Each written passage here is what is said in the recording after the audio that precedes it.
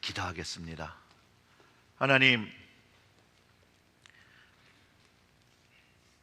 만물의 하나님의 영으로 임하시는 그 성령님의 임재가 이 시간 우리의 심령에서 경험되어지고 우리의 심령 안에서 역사하시는 그 성령의 능력이 하나님의 말씀을 깨닫고 하나님의 임재를 경험하고 예수 그리스도의 영을 경험하는, 말씀의 능력을 경험하는 이 시간이 될 수 있도록 하나님, 이 자리를 주관하여 주시옵고 그 심령을 열어 하나님의 말씀을 받고자 하는 그 심령들마다 성령의 능력을 경험하는 귀한 시간 될 수 있도록 이 시간 이곳에 운행하여 주시옵소서.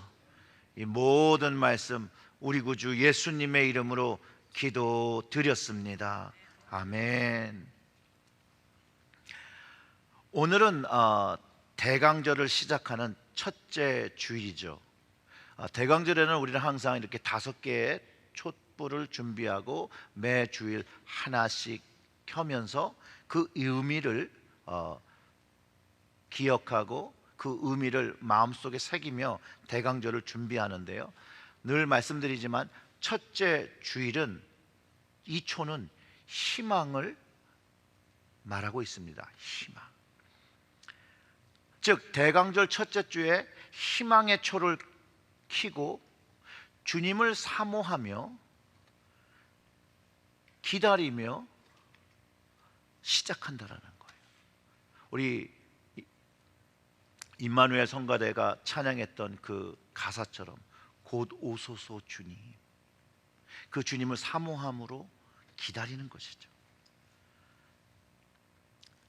사랑하는 성도 여러분, 여러분들은 어떤 소망을 가지고 또 어떤 모습으로 어떤 방법으로 주님을 기다리는 대강절을 지내려고 여러분 계획을 하십니까? 우리가 읽은 본문 중에 너희 안에 계신 예수 그리스도를 가르쳐주고 그 예수님이 영광의 소망이라고 가르쳐주고 있습니다.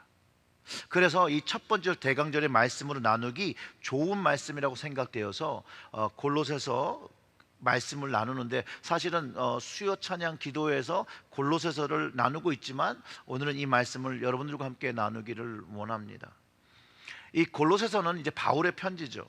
바울이 로마에 1차 투옥되었을 때 쓰여진 것으로 감옥에 갇혀서 쓴 편지, 옥중서신이라고 분류되고요.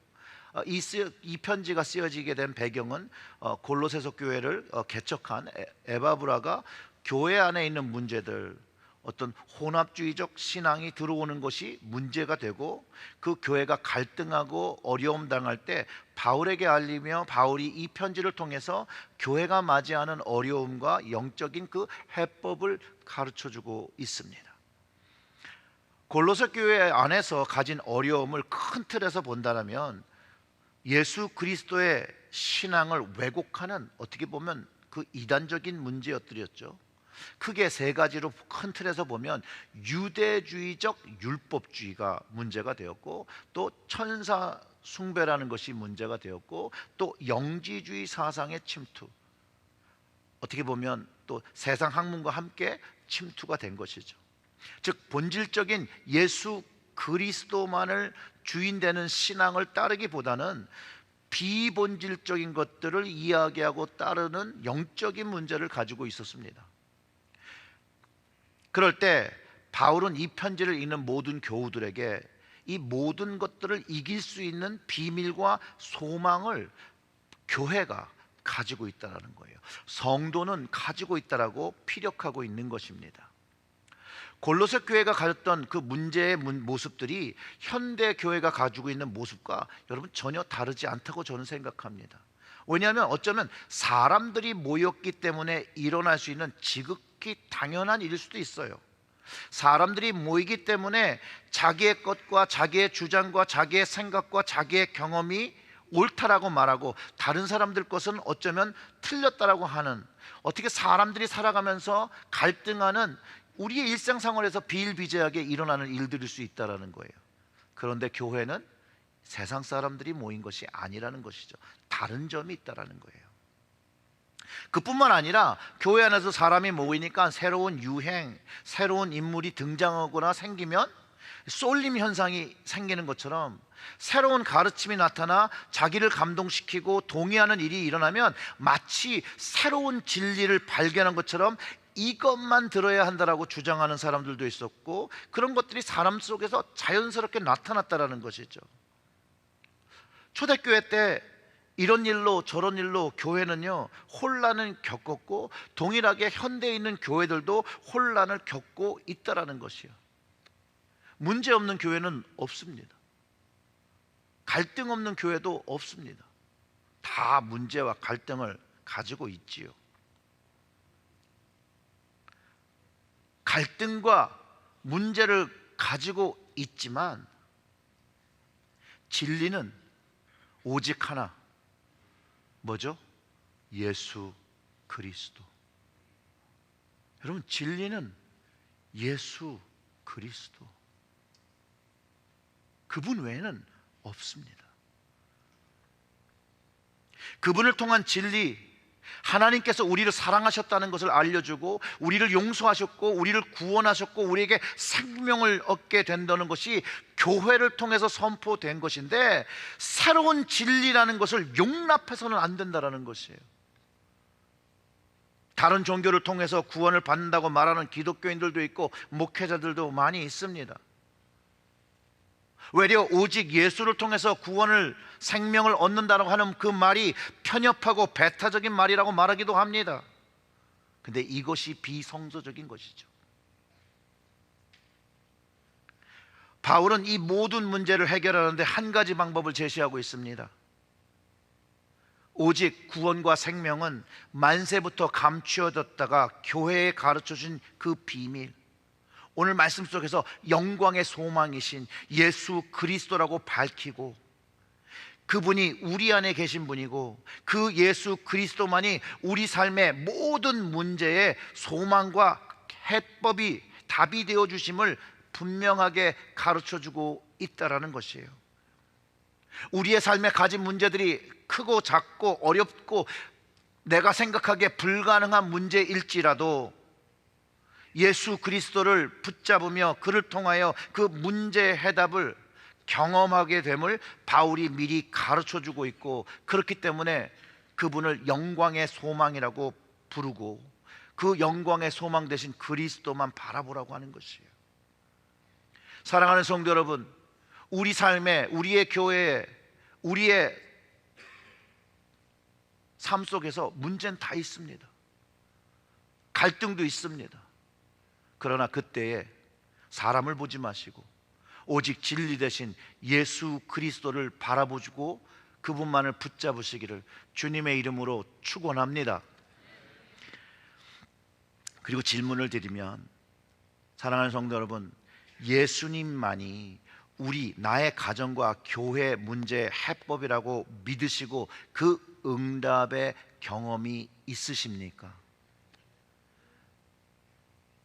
또 예수님이 과거와 현재뿐만 아니라 미래에 감당할 모든 문제들, 그 문제의 해결책이라고 여러분 믿으십니까?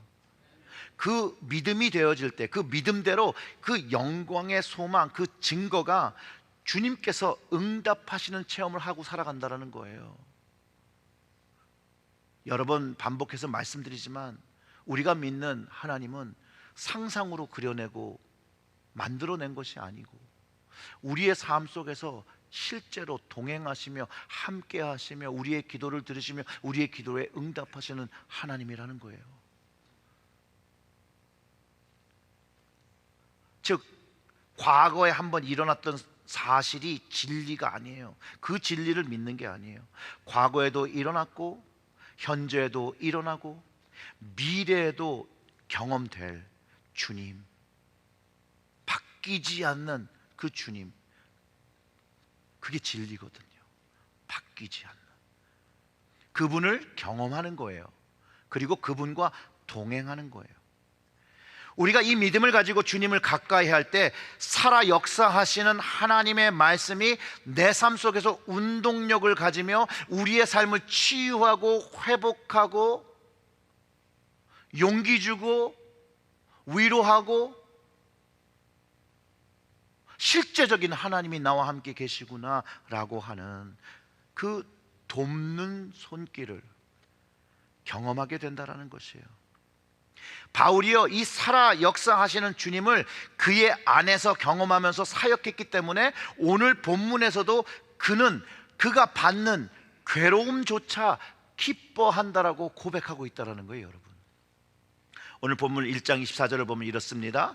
나는 이제 너희를 위하여 받는 괴로움을 기뻐하고 그리스도의 남은 고난을 그의 몸된 교회를 위하여 내 육체에 채우노라.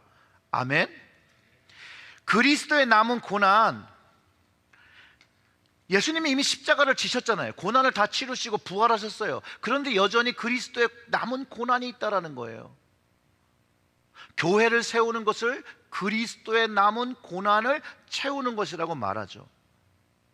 복음을 전하며 주님을 위하여 교회를 세우기 위해서 동반되는 어려움, 헌신, 고난, 핍박, 그 모든 것들을 기뻐하고 어쩔 수 없이 하는 것이 아니라 자진하여 기뻐하며 이 고난을 감당한다라고 말하고 있다는 거예요. 그리고 그 근원의 힘이 바로 내주하시는 예수 그리스도, 우리 안에 계시고 역사하시는 주님 때문이라고 바울이 고백하며 나의 맡겨진 사명, 그리스도의 남은 고난을 채우며 교회를 세우는 것이라고 말하고 있다는 것이에요. 사랑하는 성도 여러분, 또 교회 직분자, 또 임원 여러분, 이 말씀으로 위로받으시기를 주님의 이름으로 축원합니다. 여러분들이 교회를 섬기며 공동체를 세울 때 어려움 당하는 거 어떻게 보면 자연스러운 일일 수 있습니다. 그 힘듦이 그리스도의 고난을 채우고 있고 감당하고 있다는 사실을 안다면 우리의 삶의 그 태도는 바뀔 수밖에 없다는 거예요. 나를 사랑하신 그 주님, 그분이 맡겨주신 그 고난을 내가 채우고 있다는 거예요. 얼마나 귀한 일입니까? 주님을 위해서 하는 것인데.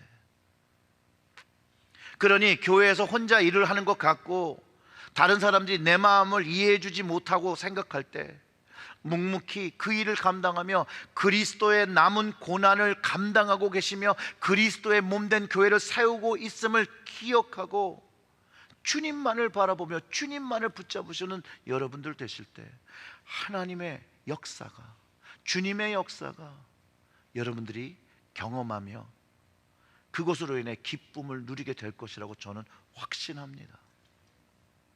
바울과 같이, 에바브라와 같이 교회를 걱정하며 기도하며 섬기며 헌신한 사람이 없었더라면 교회는 존속할 수가 없습니다. 제2의, 제3의, 제4의, 제5의 바울과 교회를 헌신한 사람들이 있었기 때문에 교회는 오늘날까지 유지되고 있는 것입니다. 우리의 교회도 마찬가지입니다. 이와 같은 이들이 계속 있어 왔기 때문에, 46년 동안 있어 왔기 때문에 우리의 교회는 여전히 그리스도의 남은 고난을 채우며 교회를 세워가고 있는 것입니다. 그래서 여러분들에게 감사를 드립니다. 우리 교회도 교회를 걱정하고 기도하며 묵묵히 헌신하는 분들, 여러분들이 없으면 바로 설 수가 없는 거죠. 그럴 때 교회를 섬기면서 기쁘게, 여러분 기쁘게 그 어려움들을 감당하시며 내가 그리스도의 남은 고난을 채운다라고, 주님께 내가 빚진 사랑의 빚을 갚는다라고 생각하시고 그 일을 묵묵히 감당하시기를 주님의 이름으로 축원합니다. 주님께서는요, 주님을 위해서 헌신한 것을 반드시 기억하신다라는 거예요. 사람들은 다 잊어버릴 수 있어요. 목사는 다 잊어버릴 수 있어요. 근데 주님은 주님을 위해 한 그 헌신을 기억하신다라는 거예요. 주님을 위하여 그 남은 고난을 기꺼이 감당한 주의 자녀들을 기억하시고 복을 주신다라는 거예요. 왜냐하면 그 헌신과 어려움을 감당한 이유가 주님의 몸, 교회를 세웠기 때문이라는 것이에요. 교회를. 그런데 주님을 위해서 헌신한 이들을 기억하신다는, 이거를 꼭 기억해야 돼요. 주님을 위해서 헌신한 이들을 주님은 기억하신다라는 거예요. 왜냐하면 예수님께서 이렇게 말씀하신 적이 있기 때문에 그래요. 예수님은 어떤 이들에게 이렇게 얘기했어요. 주님을 찾아와서 주님이라고 부르는데 주님은 모른다 하시는 거예요. 모른다 하시니 주님의 이름으로 병자도 고쳤고 귀신도 쫓았고 능력을 일으켰고 선지자 노릇을 했는데 주님은 모른다고 하시는 거예요. 이 말씀을 가지고 우리의 모습을 잘 점검해야 된다는 거예요. 우리가 하는 일이 그리스도의 남은 고난을 채우는 것이 내가 생각하고 할 때 하는 것이라면 주님이 원치 않는 일을 하고 있는지도 모른다라는 거예요. 주님과 상관없는 일을 하고 있는지도 모른다라는 것이에요. 주님을 찾아왔던 그들에게는요, 주님은 자기를 높이고 자기 능력을 보인 사람을 간주하고 주님은 아예 모른다라고. 주님이 정말 이들에게 뭐라고 말씀하시는지 말씀을 통해서 확인해 보면 마태복음 7장 21절과 23절의 말씀을 우리가 확인해 보겠습니다. 나더러 주여 주여 하는 자마다 다 천국에 들어갈 것이 아니요 다만 하늘에 계신 내 아버지의 뜻대로 행하는 자라야 들어가리라.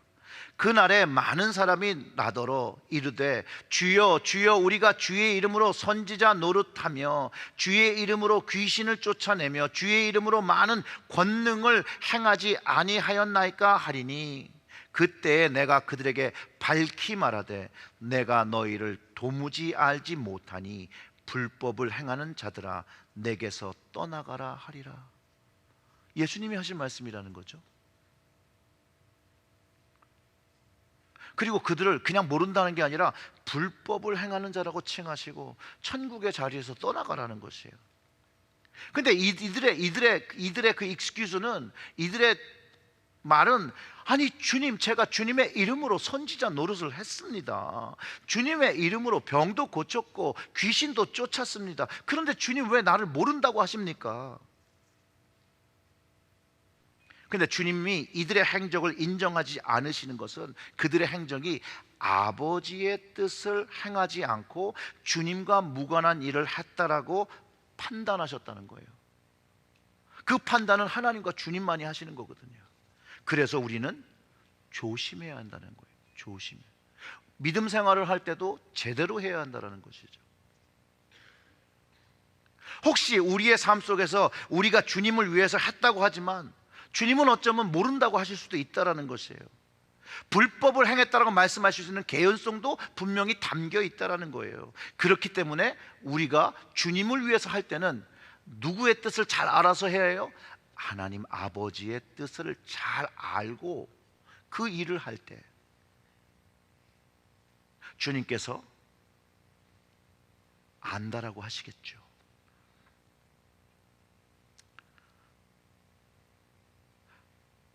주님은요, 진정 주님을 위해서, 주님의 몸된 교회를 위하여 어려움과 헌신과 그리스도의 남은 고난을 기꺼이 당하는 그들을 기억하실 거라는 거예요. 왜냐하면 아버지의 뜻을 따라 주님을 교회의 머리로 고백하고 주님이 주시는 생각을 가져서, 내 생각이 아닌 주님의 생각을 가지고 주님의 말씀을 가지고 주님의 남은 고난을 채우며 주님의 몸된 교회를 세워 구원의 문을, 복음의 문을 열었기 때문에 그렇습니다. 그런 이들을 요한복음에서 주님은 뭐라고 부르셨냐? 내 양이라, 이렇게 표현하신다는 거예요. 내 양이라. 요한복음 10장 27절과 28절의 말씀은 내 양은 내 음성을 들으며 나는 그들을 알며 그들은 나를 따르니라. 내가 그들에게 영생을 주노니 영원히 멸망하지 아니할 것이요 또 그들을 내 손에서 빼앗을 자가 없느니라 라고 가르쳐 주셨다는 거예요. 여러분, 주님을 만나고 주님을 따르는 주님의 양이 된 바울이 그래서 이렇게 고백하는 거예요. 우리 본문 25절에서 내가 교회의 일꾼 된 것은 하나님이 너희를 위하여 내게 주신 직분을 따라 하나님의 말씀을 이루려 함이라. 바울의 말에는 하나님 아버지의 뜻, 그 계획을 하는 것을 하고 있다라는 거예요. 그래서 교회의 일꾼이 되었다라고 하고 너희를 위하여 당하는 고난이 기쁨이 된다라고 얘기하고 있다라는 것이에요. 자, 바울이요, 자신이 정하고 자신이 생각한 비전으로 교회를 세우는 것이 아니라고 가르쳐 주는 것이죠. 하나님이 주신 그 경륜 안에서 하나님의 뜻을 따른 계획을 가지고 그 아버지의 뜻을 가지고 그것을 가지고 교회를 세우고 그는 교회의 일꾼이 되어 살아간다라고 얘기하고 있다라는 것이에요. 그리고 그것이 무엇인지를 가르쳐 주는데 그것은 비밀이었고 감추인 것인데 깨닫게 되었대요. 그게 26절과 27절의 말씀이에요.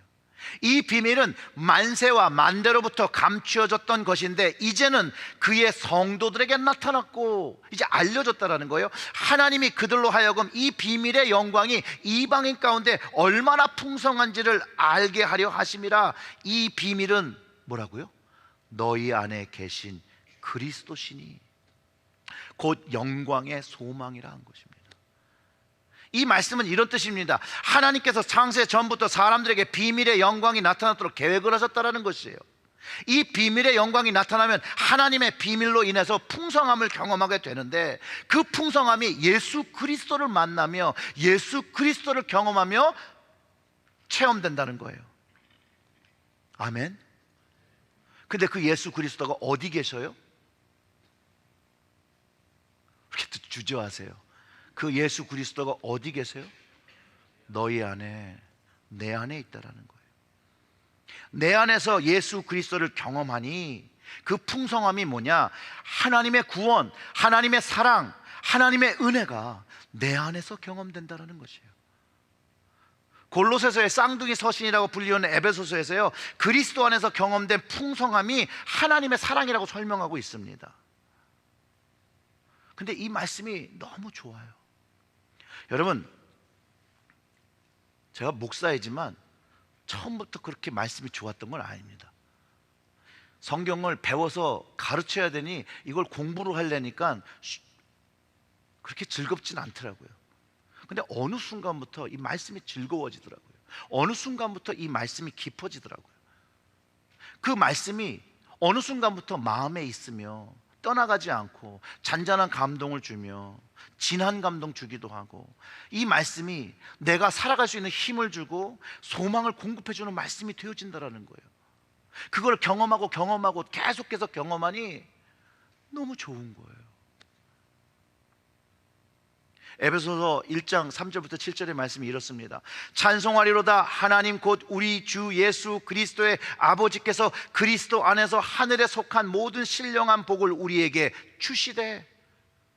4절부터는 비슷합니다. 곧 창세전에 그리스도 안에서 우리를 택하사 우리로 사랑 안에서 그 앞에 거룩하고 흠이 없게 하시려고 그 기쁘신 뜻대로 우리를 예정하사 예수 그리스도로 말미암아 자기의 아들들이 되게 하셨으니 이는 그가 사랑하시는 자 안에서 우리에게 거저 주시는 바 그 은혜의 영광을 찬송하게 하려는 것이라. 우리는 그리스도 안에서 그 은혜의 풍성함을 따라 그의 피로 말미암아 속량 곧 뭘 받아요? 죄 사함을 받았느니라. 하나님께서 우리가 가지고 있는 이 모든 죄들을 다 용서하시는 거죠. 그래서 하나님 앞에 나아갈 수 있는 거죠. 하나님 앞에 설 수 있는 거죠. 예수님 때문에 설 수 있는 것이죠. 그리고 그 구원의 그 깊은 은혜를 경험하니 내 안에 기쁨이 생기기 시작한다라는 거예요. 기쁜 거예요. 이 기쁜 소식, 영어로 하면 뭐죠? 굿뉴스. 굿뉴스를 좀 한자어로 얘기하면 뭐죠? 복음. 이게 복음인 거예요. 복음. 이 구원이요 하나님 사랑 안에서 개혁되고 그 아들 예수 그리스도를 실행돼서 내 삶 속에서 경험되어지고 있는 것이라는 거예요. 근데 바울이 이렇게 얘기하는 거예요. 내 안에 계신 예수 그리스도를 경험하면 복음이 경험된 것이라고 말하는 거예요. 그렇게 그 은혜의 풍성함이 내 마음속에 계속 자리 잡을 수 있는 거예요. 누가 계셔서요? 예수 그리스도께서 계셔서. 그리고 그가 영광의 소망이 되어서 계속해서 우리를 이끌어 가시는 근원적인 힘이 된다는 거예요. 그리고 이게 현재 진행형이라는 거예요. 현재 진행형. 과거에 끝난 게 아니라는 거예요. 계속해서 진행되고 있고 그것이 미래로까지도 가고 있는 그 과정 속에 우리가 있는데 우리 안에 그 예수님이 계시다라는 거예요. 오늘 보면 골로새서도 동일한 말씀을 얘기하고 있어요. 1장 22절과 23절의 말씀. 이제는 그의 육체의 죽음으로 말미암아 화목하게 하사 너희를 거룩하고 흠없고 책망할 것이 없는 자로 그 앞에 세우고자 하셨으니 만일 너희가 믿음에 거하고 터 위에 굳게 서서 너희 들은 바 복음의 소망에서 흔들리지 아니하면 그리하리라. 이 복음은 천하 만민에게 전파된 바요 나 바울은 이 복음의 일꾼이 되었노라. 바울은요 하나님의 풍성한 사랑, 그 구원의 은혜로 인하여 하나님의 부르심의 뜻을 알았고 복음의 일꾼, 교회의 일꾼이 되었다라고 얘기한다는 것이에요. 그런데 바울이 나만 복음의 일꾼이라고 얘기하는 게 아니라 이 복음, 예수 그리스도로 내 안에서 경험하는 모든 사람들이 가져야 하는 사명이라고 가르쳐주고 있다는 것이에요. 어떤 사명인지를 얘기하면 28절과 29절에서 말하고 있습니다. 이것은 예수 그리스도께서 우리에게 주신 사명이죠. 우리가 그를 전파하여 각 사람을 권하고 모든 지혜로 각 사람을 가르치면 각 사람을 그 그리스도 안에서 완전한 자로 세우려 함이니 이를 위하여 나도 내 속에서 능력으로 역사하시는 이의 역사를 따라 힘을 다하여 수고하노라. 아멘. 사랑하는 성도 여러분, 내 안에 계신 예수 그리스도께서 주시는 사명 우리 모두에게 있다라는 거예요. 우리 모두에게. 주님이 내 안에 계신 것을 알고 확인하고 경험한 사람들에게 가진 거룩한 사명이라는 거죠. 그리스도 안에서 거룩하고 흠이 없고 완전한 자로 칭함을 얻으며 하나님 앞에 설 수 있게 되었다는 것이에요. 우리는 그 동일한 영광의 소망 그리스도가 있고 그 그리스도의 능력을 따라서 그리스도를 전하고 다른 사람들도 그리스도 안에서 얻어지는 풍성함과 완전케 되어지는 그 거듭남을 경험할 수 있도록 복음의 통로가 되어야 됩니다.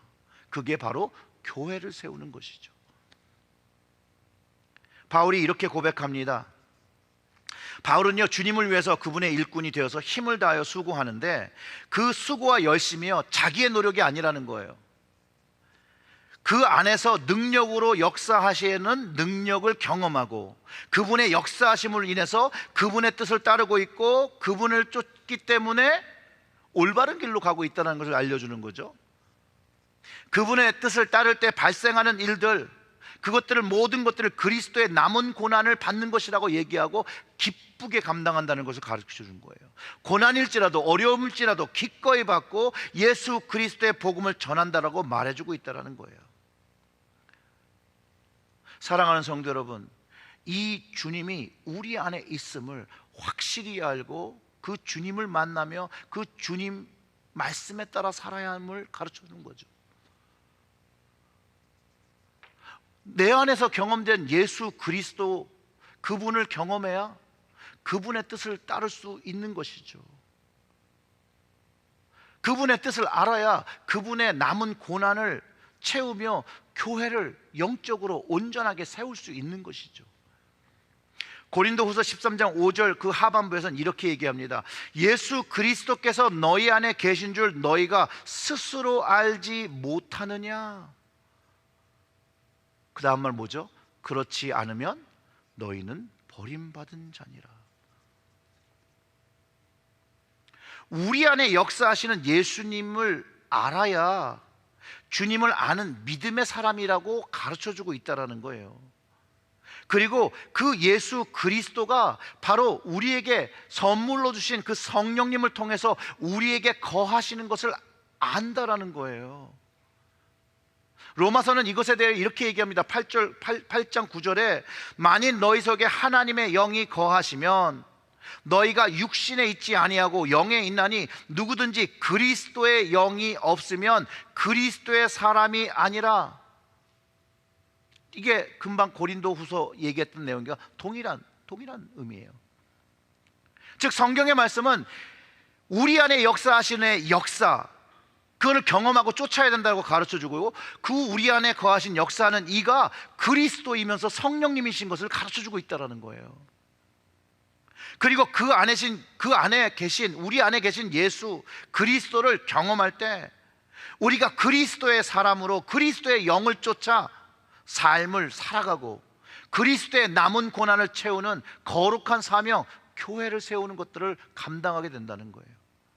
교회를 크게 보면 우리가 나온 이 교회도 있지만 우리의 가정도 작은 교회죠. 교회를 세우는 것, 작은 의미와 큰 의미가 있습니다. 근데 분명한 건요, 우리 안에 역사하시는 그 영을 쫓아 살 때 우리는 예수 그리스도를 쫓아 살 수 있다는 거예요. 그 역사하신 영을 쫓을 때 그리스도의 남은 고난을 채울 수 있고 그분의 머리 되시는 교회를 세울 수 있다는 거예요. 내 생각을 내려놓고 주님 생각을 쫓아 주님의 계획, 내 계획을 내려놓고 주님의 계획에 순종하며 나아갈 수 있다는 것이에요. 그러면 복음을 전하는 그리스도인들이 되어진다는 거예요.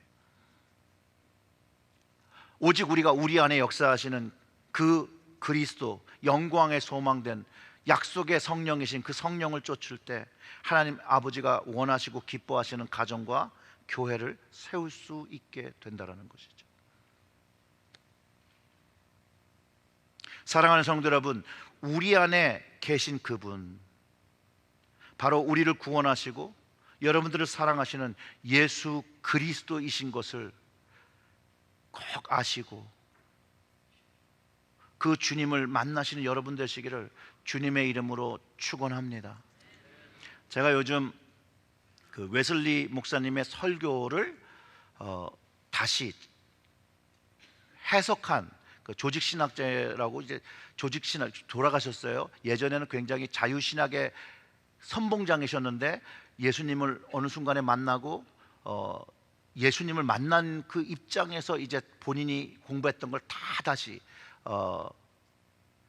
글을 쓰시는 분이 있어요.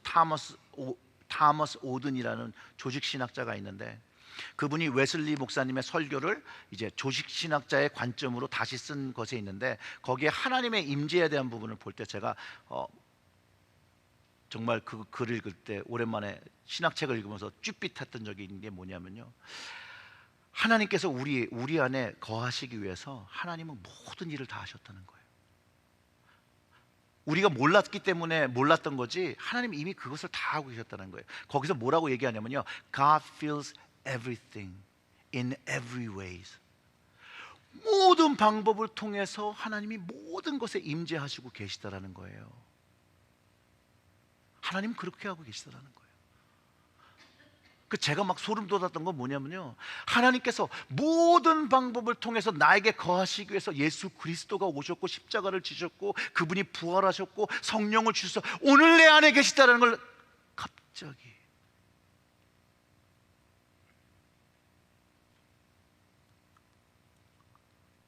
내 안에 계신 하나님이 느껴지기 시작하면서 제가 그렇게 책을 읽다 말고 하나님 죄송해요, 좀 더 잘 살게요.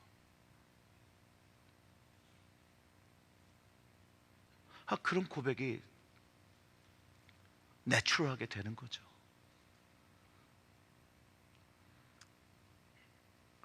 사랑하는 성도 여러분, 여러분 안에, 우리 안에 우리를 너무나도 사랑하시는 그 예수 그리스도 영광의 소망 되신 그분이 계시다라는 거예요. 그분을 만나고 멀리 가서 만날 필요도 없어요. 우리 안에, 내 안에 있는 주님을 만나고 그 주님과 교제하기 시작하면 내 안에서 역사하시는 그 영, 그 능력을 따라 살아가게 되면 하나님 아버지 뜻을 따라서 내 생각과 내 뜻이 아닌 하나님 아버지의 생각과 그 뜻을 따라 살아가게 된다는 거예요.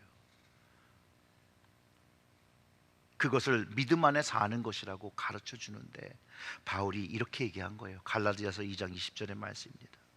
내가 그리스도와 함께 십자가에 못 박혔나니 그런즉 이제는 내가 사는 것이 아니요 오직 내 안에 그리스도께서 사시는 것이라. 이제 내가 육체 가운데 사는 것은 나를 사랑하사 나를 위하여 자기 자신을 버리신 하나님 아들을 믿는 믿음 안에서 사는 것이라. 주님이 내 안에 계신 것을 아는 순간 내 뜻과 내 생각과 내 목표를 내려놓고 내 안에 계신 주님이 원하시는 삶, 그 주님의 생각, 그 주님의 말씀, 아버지의 뜻이죠. 그 뜻을 따라 사는 것이 믿음 안에 사는 것이라고 가르쳐 주시고, 그 믿음으로 우리가 그렇게 살아야 된다라고 가르쳐 주고 있다는 거예요. 사랑하는 성도 여러분, 우리는 십자가의 복음에서 죽고 그분의 사랑 안에서 또 그 앞에서 거룩하고 흠없는 사람이 되었습니다. 그러니 이제 우리 안에 살아계신 주님을 바라보고 경험하고 그분의 사랑과 은혜로 인하여 그분의 말씀에 순종하여 살아가시기를 주님의 이름으로 축원합니다. 여러분, 다시 한번 말씀드립니다. 우리 안에는 영광의 소망, 예수 그리스도가 계십니다. 그분을 경험하고 그분을 만지고 그분을 노래하고 그분을 붙잡으며 다시 오실 그분, 다시 만날 그분을 사모하는 대강절이 되시기를 주님의 이름으로 축원합니다. 기도하겠습니다. 하나님 아버지, 내 안에 계신 주님을 만나며 내가 사는 것이 아니라 주님이 사셔야 하는데, 주님, 아직도 주님을 모른 채 하며 육체를 주장하고 생각을 주장하고 살아가는 우리의 모습이 있는 걸 다시 한번 발견하고, 하나님, 회개하며 용서를 구합니다. 이제 주님이 내 안에 계시고 내 안에서 역사하시는 그 주님의 능력을 따라 주님의 남은 고난을 채우며 주님이 원하시는 교회, 주님이 원하시는 가정 이루며 찬송의 사람으로 거룩한 제사장의 삶으로 살아갈 수 있도록 주여 우리 안에서 말씀하여 주시옵고, 성령님 깨닫게 하여 주시옵고, 성령님의 은혜 받게 하여 주시옵고, 성령님 감동하게 하여 주셔서 주님만이 내 삶의 왕인 것 고백하고 주님의 말씀에 귀를 기울이며 아버지의 뜻을 순종하며 살아가는 저희들이 되게 하여 주시옵소서. 이 모든 말씀 우리 구주 예수님의 이름으로 기도드렸습니다. 아멘.